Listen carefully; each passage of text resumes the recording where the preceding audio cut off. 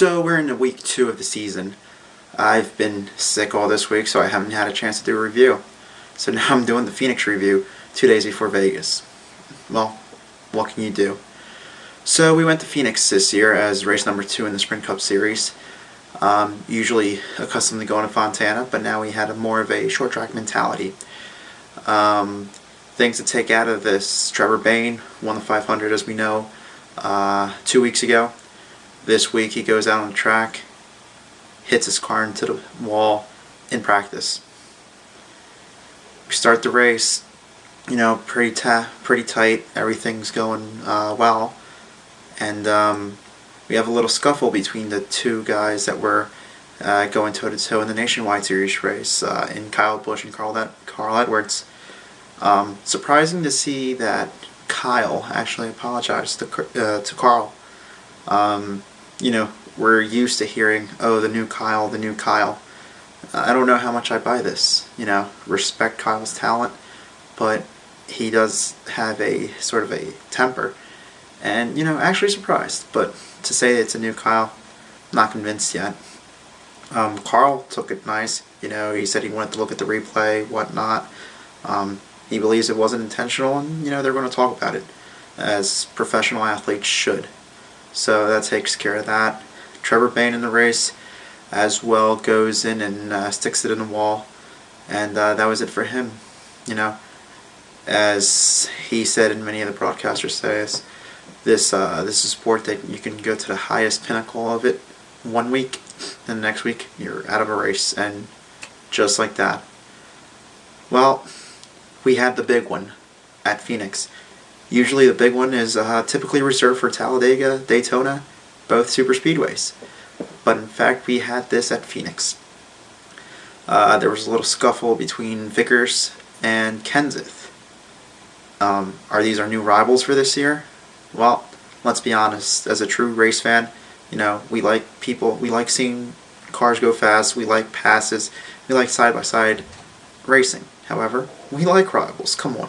The Brad Keselowski and Carl Edwards thing last year, that was great. It kept us on our toes to see what would happen next. Vickers feels a certain way about this incident. Matt Kenseth feels that he didn't do anything. Vickers said that he owes him one, so is that going to carry into this week? Probably not, but we'll have to see what happens. Jeff Gordon. It's been a while since Jeff Gordon's won a race. Many people had said he forgot how to drive a race car, let alone forgot how to win. Well, with his new crew chief and his new mentality for this new season, he stuck it out there and he beat Kyle Busch. Once again, Kyle Busch is a great talent. He knows how to wheel a race car. And the fact of the matter is that towards the end of the race, Kyle had the best car all week, but Jeff stole the sweep from him. What can we say? Maybe Jeff Gordon's back. Maybe 4-time can become 5-time. That's just a little punch at Jeff. Last year he called Jimmy 5-time, so let's call him 4-time. Let's see what happens. But anyway, clean race between Kyle and Jeff.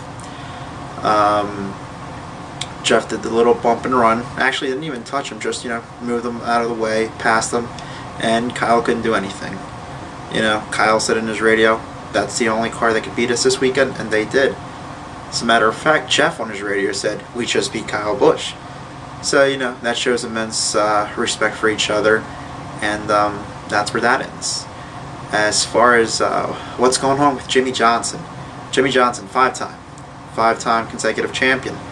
Hasn't been doing real well. I guess it's too early to start looking into the points and what's going on. But he's a little further back there. Not a time to be looking at the chase or anything like that, but you'd figure he should be up there by now. As far as this new point system, I'm on the bubble about it. I don't like it, but I think I don't like it because it's new. I'm accustomed to my old point system. 5 points for leading a lap, 5 points for leading the most laps. With this 1 point here, 2 point there, yeah, maybe it's okay. You know what your driver ends in. You add it up, and it's easier to find out. I get it. Maybe for your average fan, for your fan that doesn't watch our sport but tunes in once in a while, maybe it's okay for that person to figure out what the points are.